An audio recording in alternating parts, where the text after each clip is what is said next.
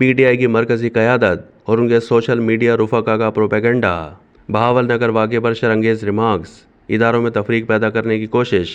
بہاول نگر واقعے کے بارے میں تحریک انصاف کے مرکزی سیکرٹری جنرل عمر ایوب، مرکزی رہنما Hammad Azhar, chairman P T I کے ماضی کے ترجمان شہباز گل، اسلام آباد ہائی کورٹ بار ایسوسی ایشن کے سابق صدر شعیب شاہین، پی ٹی آئی کے رہنما درانی، پی ٹی آئی کے متعدد رہنماؤں، ان کے سوشل میڈیا کے اندرون ملک و بیرون ملک موجود ساتھیوں نے بہاول نگر میں پیش آنے والے افسوسناک واقعے کو فوج اور پولیس حکام کی مشترکہ کوششوں سے فوری حل کیے جانے کے باوجود بہت سے مخصوص عناصر نے سوشل میڈیا پر پروپیگنڈا شروع کر دیا۔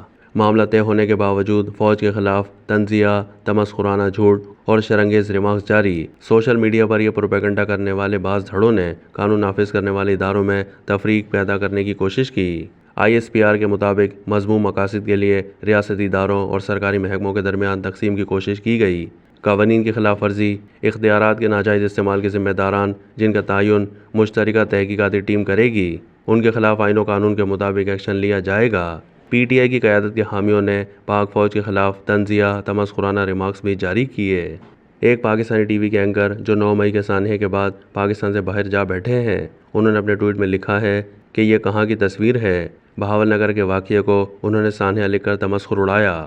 مرکزی رہنما حماد اظہر کا کہنا ہے کہ تمغہ گروپ یہ چورن بیچ رہا ہے، یہ پولیس نے زیادتی کی، جبکہ اسلام آباد ہائی کورٹ بار ایسوسی ایشن کے سابق صدر شعیب شاہین نے اپنے ٹویٹ میں یہ کہا ہے کہ سوچنے کی بات یہ ہے کہ ایک حوالدار کے لیے 50 لوگ آ گئے، کور کمانڈر ہاؤس کو بچانے کوئی نہیں آیا۔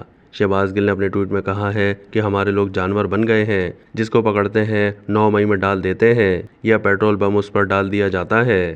بہاول نگر کے واقعے میں پولیس فورس کو سبق دیا گیا کہ ہماری طرف نہیں آنا۔